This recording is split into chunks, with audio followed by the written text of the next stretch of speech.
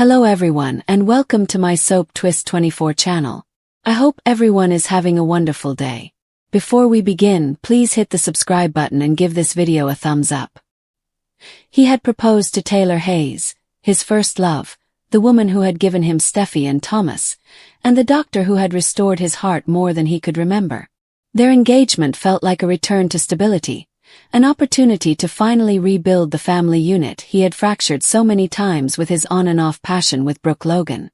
Brooke, the fiery vixen who had given him two sons, RJ and the lost one in spirit, Rick, and who had lit a fire in him that never went out. But Ridge had chosen Taylor this time. Or so he told himself, even as the snapshot on Thomas's phone seared in his mind. Him kissing Brooke after rescuing her from the swirling waters off the Italian coast, her lips on his in a moment of raw, desperate gratitude. The rooftop door creaked open behind him, and Ridge didn't have to turn to see who it was. Thomas Forrester, his eldest son, walked out with a deliberate stride. His fine suit fitting his muscular body and his jaw set in resolve. At 35, Thomas resembled his father in youth, tall and attractive, with the same chiseled features and fierce gaze. Whereas Ridge's fire had been dampened by time, Thomas's raged unabated, fueled by a lifetime of losses. His mother Caroline's death, his failed marriage to Hope, and the never-ending cycle of family drama that had left him adrift. He wore Douglas's bag over one shoulder, a reminder of the youngster who had become the focus of his universe after so much pain. "Dad," Thomas whispered, his voice low and urgent. He set down the backpack and approached, hands tucked into his pockets to conceal a little tremble. "We need to talk. Now." Ridge groaned, not completely turning. "Thomas, if this is about the wedding again, it's not just about the wedding." Thomas's words cut through the evening breeze like a scalpel. He took out his phone, the screen bathing his face in a cool glow. "Look at this. Do you think you can hide it from Mom? From me? From all of us?" Ridge looked over and his stomach fell. The photograph showed him and Brooke, wet and alive, engaged in an embrace that spoke much more than words could. "Thomas, that was...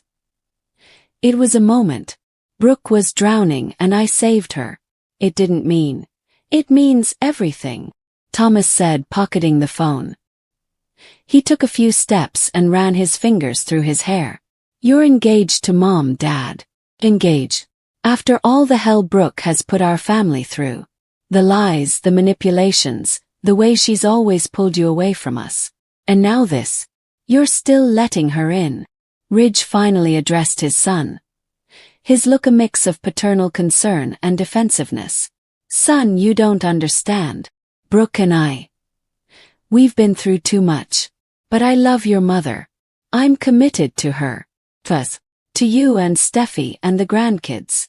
Thomas paused, pacing, his gaze fixed on Ridge's with an intensity that made the elder man squirm uneasily. "Grandkids?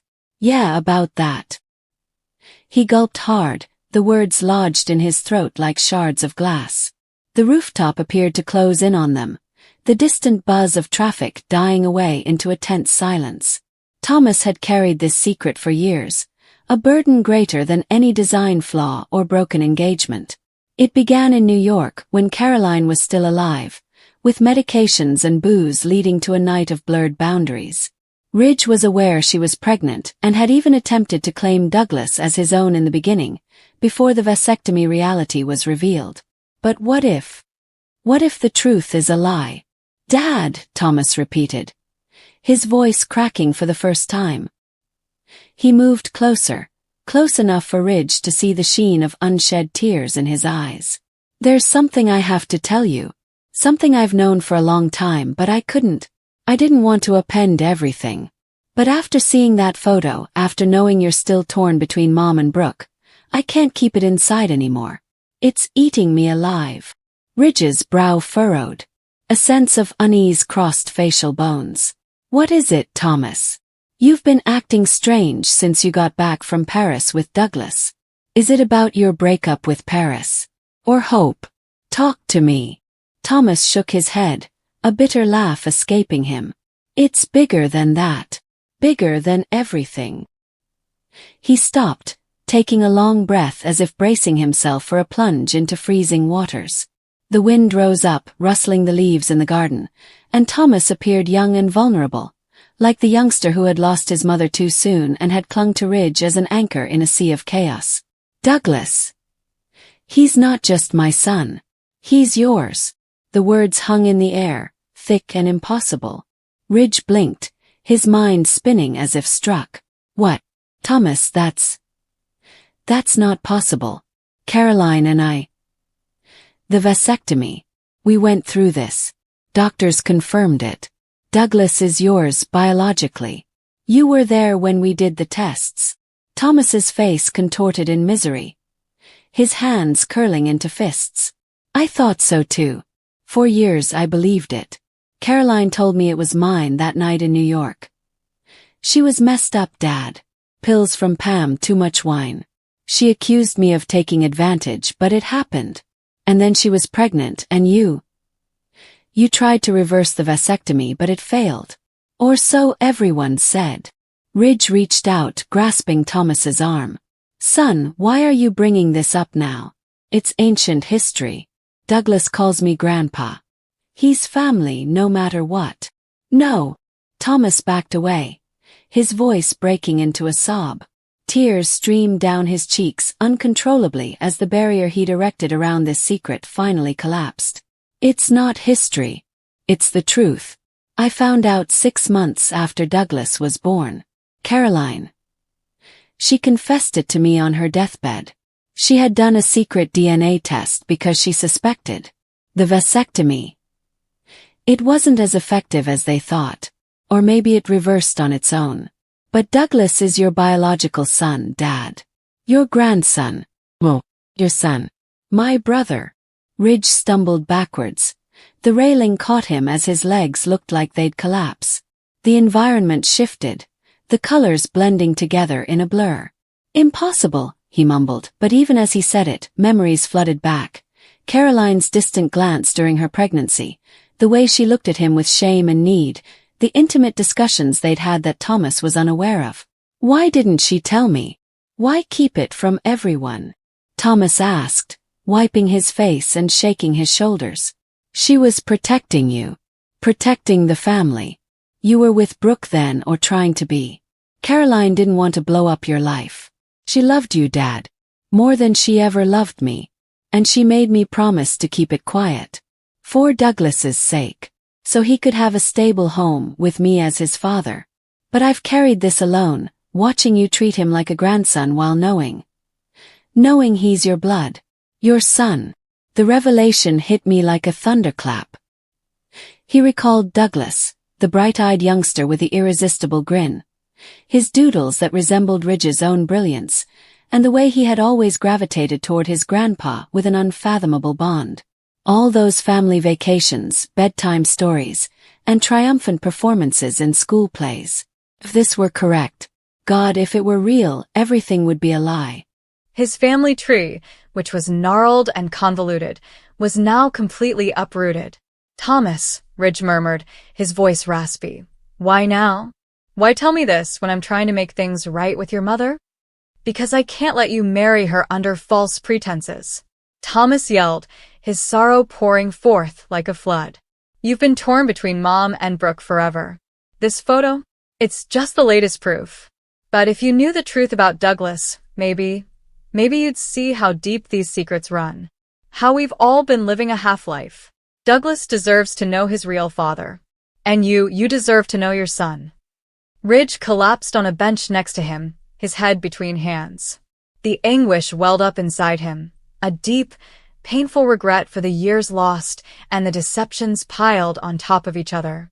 He had always prided himself on being the patriarch, the one who kept the Forrester family together. What about now?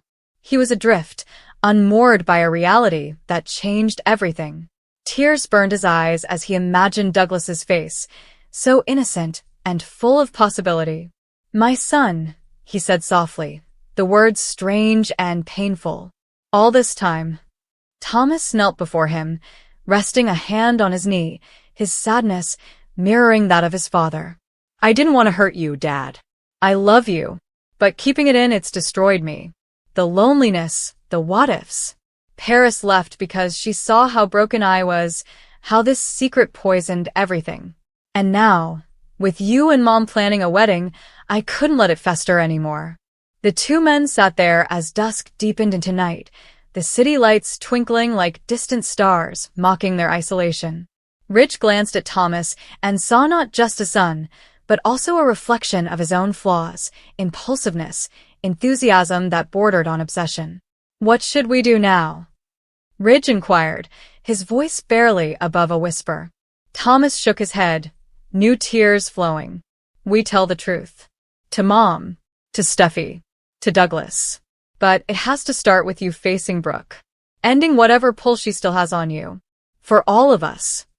But as the words left his lips, Thomas felt a deeper sadness settle in his chest, a quiet despair that this confession, as cathartic as it was, might unravel the already frayed threads of their family. Ridge nodded slowly, the weight of imminent disaster pressing against his spirit. The rooftop garden, once a source of inspiration, now felt like a secret graveyard, with ghosts whispering mournfully in the breeze. That evening, the sumptuous living room of the Forrester home shone in the soft light of crystal chandeliers, but the atmosphere was anything from warm. Taylor Hayes Forrester paced the Persian rug, her white blouse untucked from her slim black leggings, her blonde hair tousled from running her fingers through it several times. At the age of 57, she was still attractive, her green eyes keen with intelligence and hurt, and her form toned from years of yoga and the uncompromising desire to keep up with her chaotic life. She had constructed walls around her heart after so many betrayals, but Ridge had scaled them again, pledging eternity this time. Yet skepticism gnawed at her, spurred by Steffi's comments and the nagging feeling that Brooke was constantly there. Ridge burst through the door, leaving Thomas following after like a shadow. Taylor paused her pacing, her face briefly brightening before clouding over at their reactions. "Ridge? Thomas? What's wrong? You both look like you've seen a ghost." Ridge moved across the room in 3 steps, grabbing her in his arms. She melted against him for a minute, inhaling his familiar cologne combined with the subtle salt of tears. But he drew back, hands on her shoulders, gaze probing hers. "Taylor, sit down. Please. There's something we need to talk about." Thomas hovered near the hearth, his arms crossed tightly, as if holding himself together. Douglas was upstairs with the nanny, unaware of the storm gathering below. Taylor's heart raced as she slipped into the velvet sofa and motioned for them to join her. "You're scaring me. Is it Steffi? The wedding?" Ridge sat alongside her, grasping her hand in his. It trembled slightly. "It's about Douglas." Taylor's brow furrowed. "Douglas? What about him? Is he okay?" "He's fine," Thomas said, his voice hoarse. He sat on the coffee table opposite them, leaning forward. "Physically. But, Mom, there's a truth that's been hidden. About his parentage." Taylor's eyes widened, flickering between her husband and son. "Parentage? Thomas, we all know Douglas is your boy. Caroline's. What are you talking about?" Thomas met her look, his own filled with a deep sorrow that appeared to age him in an instant. "He's not just mine, he's Dad's, biologically. Ridge is Douglas' father." The room spun for Taylor. She drew her hand away from Ridge's and stood suddenly. "What?" "That's insane. Ridge had a vasectomy years ago, before Caroline, even before you and her." "I know," Ridge murmured softly, standing to face her. "That's what we all believed. But Caroline, she kept a secret. A DNA test. Douglas is mine. Your son, Taylor. Our grandson is actually our son." Taylor's palm shot to her mouth, choking a scream that transformed into a sob. She backed away, stumbling into the grand piano, her mind racing with recollections of Douglas' birth, family gatherings, and how he always seemed to share Ridge's artistic flair. "How? Why would Caroline lie? And you, Thomas, how long have you known?" 6 years, Thomas said, his voice breaking. "She told me before she died. Made me swear to keep it for Douglas's sake. But it's tore me apart, Mom. Seeing Dad raise him as a grandson. knowing the truth. And now, with everything, the engagement, Brooke, I couldn't hold it in anymore. Brooke informed me. The term lit a fire in Taylor's eyes, turning her despair into rage. This is because of her, isn't it? Ridge, you kissed her. In Italy. And now this bombshell? Is this some way to justify running back to her? No, Ridge argued, grabbing for the girl. Taylor, I swear, I had no idea. Thomas showed me a photo today of the kiss. It was a mistake, a moment of relief. But this changes everything. I love you. I want to marry you. But we have to face this as a family. Taylor's eyes welled up with tears. A family built on lies? How can we? Douglas, my God, Ridge, he's your son. Our son. And all these years, we've let Thomas carry that alone. She looked at Thomas, her heart throbbing for the sorrow engraved on his features. My boy, I'm so sorry. You've suffered in silence. Why didn't you tell me? Because I didn't want to hurt you more, he said. You've been through enough with Dad's indecision. But seeing that photo, it pushed me over the edge. We can't keep pretending. The three of them stood there, joined by blood and torn by secrets, the misery surrounding them like a shroud. Taylor sank back onto the sofa, burying her face in her hands, sobbing uncontrollably. Ridge knelt beside her, his own emotions flowing freely as he lamented the family he thought he knew. Thomas stared, a hollow ache in his chest, wondering if this revelation had set him free or just damned them all to further agony. Douglas Forrester, now 10 years old, awoke in his bed. The estate was too large, too quiet at times, and full of echoes of adult discussions that he pretended not to hear. He had always felt different, a special bond with Grandpa Ridge that went beyond the typical grandkid devotion. His dreams that night were troubling, with pictures of secret doors and whispered truths, as if his youthful heart detected a change in the air. The following morning dawned dismal and dreary, reflecting the attitude in the Forrester home. Ridge hadn't slept, his thoughts reliving Thomas's comments like a recurring nightmare. He wore a plain black shirt and slacks, avoiding the reflection that would reveal the disturbed man he had become. Taylor was already up in the kitchen, mechanically pouring coffee with red-rimmed, distant eyes. Thomas sat at the island, sliding eggs around his plate while Douglas chatted naively about school beside him. Daddy, Grandpa, can we go to the beach today? Even if it's rainy. Douglas pleaded, his blue eyes shining with optimism, just like Ridge's. Thomas mustered a smile and ruffled his hair. Maybe later, buddy. We got some family stuff to sort out first. Douglas tilted his head, feeling the undercurrent. Is everything all right? You all seem sad. The word sad sat there, simple but penetrating. Ridge met his. Son's gaze formed a lump in his throat. We're still figuring things out, Douglas, but I love you. You know that, right? The child nodded and hugged Ridge closely. I love you too, Grandpa. The title stung like salt in a wound, but Ridge hung on, savoring the aroma of shampoo and childhood, quietly pledging to make things right. As the day progressed, the grief grew into a deep melancholy that pervaded every contact. Steffi arrived unexpectedly, her keen instincts leading her to the mansion.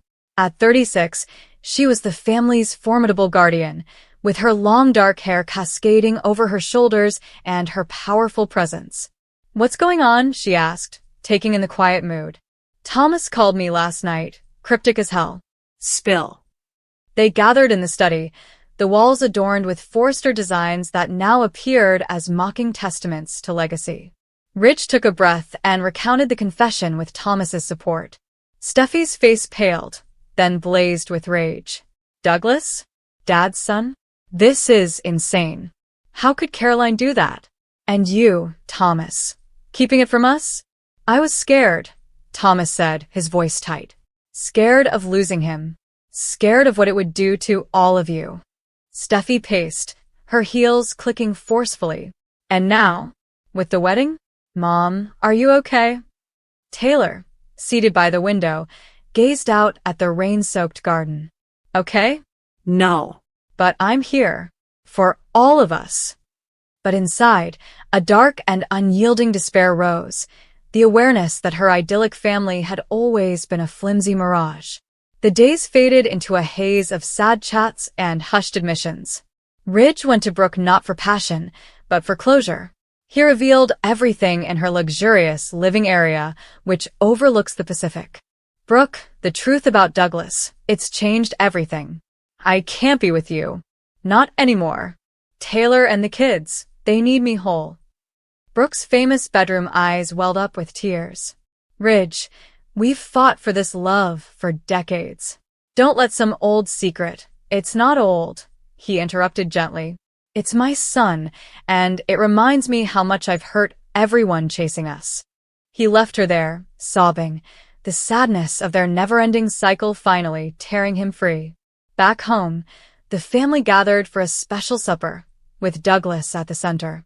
They told him, with soothing words and hugs, that Grandpa was Daddy's brother, his biological father. The boy's eyes expanded, perplexity giving way to a hesitant smile. Does that mean more family time? Like, you're my dad, too, Grandpa? Ridge hugged him, tears streaming down his cheeks. Yes, son, it does. But the joy was bittersweet, tinged with the deep regret of wasted time. Thomas watched, his heart filled with relief at discovering the truth yet aching from years of isolation. Steffi grasped Taylor's hand, both women grieving the betrayals that had shattered their relationship. Ridge, at the head of the table, felt the weight of his decisions and resolved to rebuild from the ruins. Weeks passed, and the melancholy lingered like a fog, easing but never quite lifting. Thomas immersed himself into ideas inspired by Douglas, using his pain to create. Ridge and Taylor postponed their wedding to focus on therapy sessions where tears flowed freely, revealing layers of hurt. Douglas adapted with childlike tenacity, but in quiet moments, he posed questions that broke the parents' hearts. Why did we hide it? Were you afraid I'd love you less? No, they told him. Maybe love more. But the melancholy persisted, woven into a unique tapestry of regret, revelation, and redemption, a story of a family forever changed, tied tighter by the realities that once threatened to destroy them. Ridge would return to the rooftop on quiet nights to sketch under the stars. The lines flowed differently, softer, and more introspective. Thomas occasionally joined him for a beer, their discussions peppered with what-ifs and I'm sorrys. The confession had been the spark, OMG, but it had also been the bomb. However, the grief, that profound, particular anguish of lives connected in sorrow, formed the undercurrent of all their joys. And so, in the glittering world of fashion and money, the Forresters persevered, their story a sad reminder that the truth, no matter how painful, was the only way to healing. The end of one chapter, the start of another, where love survived in the wreckage.